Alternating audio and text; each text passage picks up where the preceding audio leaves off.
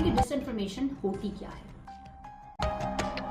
نقصان پہنچانا یا تکلیف پہنچانا نہیں تھا تو یہ مس انفارمیشن کہلاتی ہے. السلام علیکم ایوری ون، دس از ثنا فیصل. کیسے ہیں آپ لوگ؟ ٹھیک ٹھاک ہے، امید ہے خیریت سے ہوں گے. ناظرین، آج کی تیز رفتار دنیا میں روزانہ کوئی نہ کوئی ٹیکنالوجی وجود میں آ رہی ہے. ان ٹیکنالوجیز کے ساتھ جنم لینے والے مسائل بھی دنیا بھر کے لیے چیلنج بنتے جا رہے ہیں. اگر ہم اس وقت بات کریں تو ہم انفارمیشن اوور لوڈ کے طوفان سے گزر رہے ہیں، جہاں صرف سوشل میڈیا پر ہی سیکنڈ میں لاکھوں نئی معلومات جنم لے رہی ہیں. اس میں کیا سچ ہے، کیا جھوٹ ہے، اس کی پہچان کرنا انتہائی مشکل ہے. فیک نیوز اور ڈس انفارمیشن نے انتہائی مہلک شکل اختیار کر لی ہے. یہ عام شہریوں کے ساتھ اب سپر پاورز کے لیے بھی خطرہ بن چکی ہیں. نئی ایجادات کے ساتھ اس خطرے کا ادراک اور اس کا توڑ اور حل تلاش کرنا بے حد ضروری ہے. سب سے پہلے ہم بات کریں گے کہ ڈس انفارمیشن ہوتی کیا ہے. تصور کریں کہ آپ اپنے گھر جا رہے ہیں، گھر کے قریب سے سامنے آتا ہوا ایک اجنبی آپ سے واپس مڑنے کو کہے اور بتائے کہ آگے راستہ بند ہے اور آپ کو جو دوسرا راستہ اختیار کرنا ہے وہ انتہائی بری حالت میں ہے اور وہ بہت لمبا راستہ ہے اور آپ کو گھر بھی جلدی پہنچنا ہے. لہٰذا آپ نے فوراً ڈیسیجن لینا ہے کہ آپ نے کیا کرنا ہے. اس اجنبی کی بات مان لی جائے یا پھر آگے جا کر خود اطمینان کرنے کے بعد کوئی فیصلہ کیا جائے. فرض کریں کہ اگر آپ اس پر یقین کر کے واپس پلٹ گئے ہیں، راستہ بند کرنے والوں کو کوستے ہوئے، برا بھلا کہتے ہوئے گھر بھی پہنچ گئے ہیں، بلکہ راستے میں اس طرف جاتے ہوئے جو لوگ آپ کو ملے آپ نے نیک نیتی سے ان کو بھی واپس پلٹنے کا کہا اور بتایا کہ آگے راستہ بند ہے. لیکن گھر جب آپ پہنچے اور آپ کو معلوم ہوا کہ اجنبی نے آپ کو گمراہ کیا ہے تو اب سوائے افسوس کی کوئی اور راستہ نہیں. یعنی ایک جھوٹی خبر پر یقین کرنے سے آپ کا وقت اور آپ کی انرجی ضائع ہوئی اور دوسرے لوگ بھی اس کا شکار ہوئے. اگر آپ تحقیق کر لیتے تو آپ کے ساتھ ساتھ دیگر لوگ بھی متاثر نہیں ہوتے. اگر اس اجنبی کے عمل کا مقصد آپ کو گمراہ کرنا تھا، جس نے آپ کو بتایا کہ اس راستے سے نہیں اس راستے سے جائیں، یا پھر کوئی غلط فائدہ اٹھانا تھا، تو یہ خبر ڈس انفارمیشن کے زمرے میں آتی ہے. لیکن اس کے برعکس اس نے کسی کو واپس پلٹتے دیکھ کر یا اسی طرح سے جس طرح سے آپ نے اس سے سن کر لوگوں کو بتایا کہ اس راستے سے نہیں جاؤ اور آپ کو بتایا اور اس کا مقصد آپ کو نقصان پہنچانا یا تکلیف پہنچانا نہیں تھا، تو یہ مس انفارمیشن کہلاتی ہے. یعنی ہر وہ فیک نیوز یا جھوٹا مواد جو ذاتی مفاد یا لوگوں کو گمراہ کرنے کے لیے پھیلایا جائے وہ ڈس انفارمیشن کہلاتا ہے.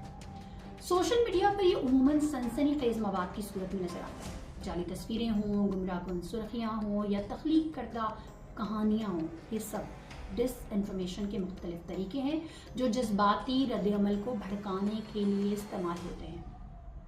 سوشل میڈیا پر ڈس انفارمیشن پھیلائی کیوں جاتی ہے، اب یہ سوال پیدا ہوتا ہے. یہ ہائپر انفارمیشن کا دور ہے. معلومات کی ترسیل کی رفتار روشنی کی رفتار سے بھی زیادہ تیز ہو چکی ہے. سوشل میڈیا پلیٹ فارمز کی بدولت خبریں اور معلومات انتہائی تیزی سے دنیا کے ایک کونے سے دوسرے کونے تک پھیل جاتی ہیں.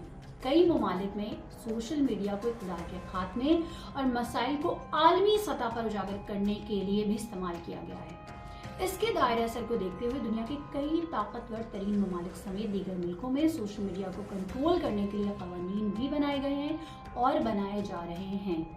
لیکن جہاں اس کے صارفین اور اثرات میں بتدریج اضافہ ہوا ہے، وہیں اس کے ذریعے پھیلنے والی غلط اور من گھڑت معلومات یعنی ڈس انفارمیشن میں بھی ایک عالمی مسئلے کی شکل اختیار کر لی ہے.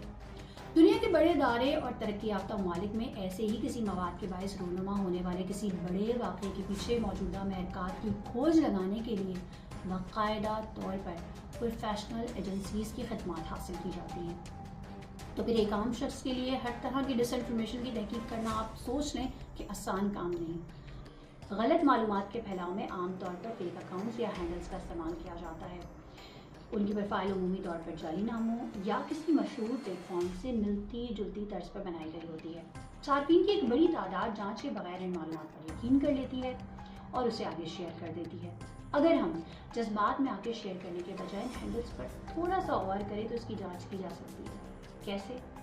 ایسے اکاؤنٹس کی زیادہ تر پوسٹ سنسنی خیز، متنازع یا جھوٹی معلومات پر مبنی ہوتی ہے.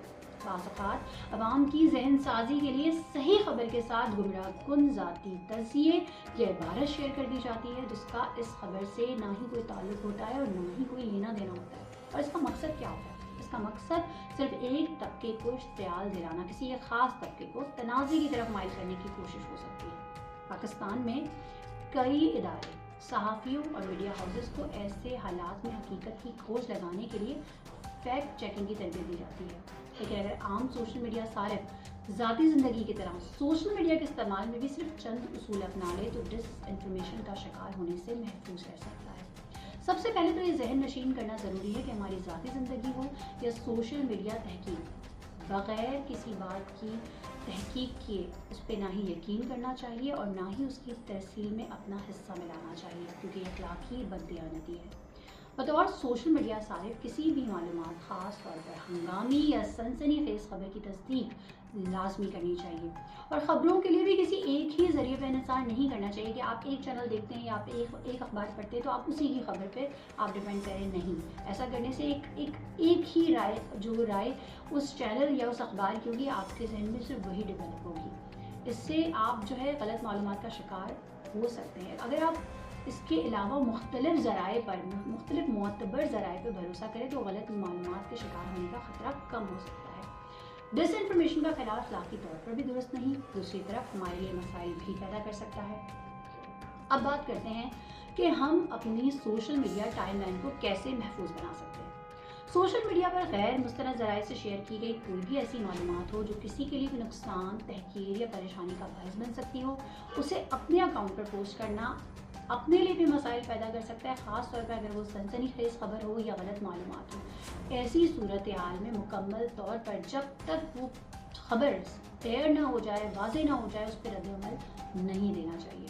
دنیا بھر کی طرح پاکستان میں بھی غلط معلومات کے پھیلاؤ سے نمٹنے کے لیے قانونی فریم ورک اور ریگولیٹری ادارے موجود ہیں۔ آپ کی جانب سے غیر ارادی طور پر شیئر کی گئی غلط یا حساس معلومات آپ کے لیے مسائل کا سبب بن سکتی ہے۔ فیک نیوز سے بچنے کے لیے آپ کچھ احتیاطی تدابیر اختیار کر سکتے ہیں، جیسے کہ معلومات کے ذرائع کو جانچیں، کسی بھی خبر کو شیئر کرنے سے پہلے یا یقین کرنے سے پہلے دیکھیں وہ کہاں سے آئی ہے، معتبر ذرائع اور مستند اداروں کی خبروں پر زیادہ اعتماد کریں، خبر کے مصدقہ ہونے کی تحقیق کر لیں۔ اگر کوئی خبر آپ کو مشکوک لگ رہی ہے تو ایک دفعہ انٹرنیٹ پر سرچ کر لیں اور دیکھ لیں کہ دوسرے معتبر ذرائع اس حوالے سے کیا کہہ رہے ہیں۔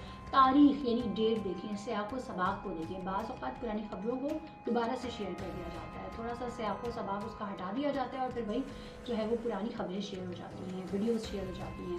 اس کی جو خبر ہے یا ویڈیو، اس کی تاریخ اور اس کی اصل کہانی کو جانچنا ضروری ہے۔ عجیب و غریب قسم کے دعوے ہوں تو اس پر شک کریں۔ اگر کوئی خبر یا دعویٰ غیر معمولی اور ناقابل یقین حد تک جذباتی لگے تو اس پر یقین کرنے سے پہلے تحقیق کر لیں۔ لازمی نہیں کہ ہر عجیب و غریب خبر فیک ہی ہو، مگر اس کا مطلب یہ بھی نہیں کہ وہ صحیح بھی ہو۔ اس پہ شک کریں جب تک کہ آپ مستند ذرائع سے اس خبر کی تصدیق نہیں کر لیتے۔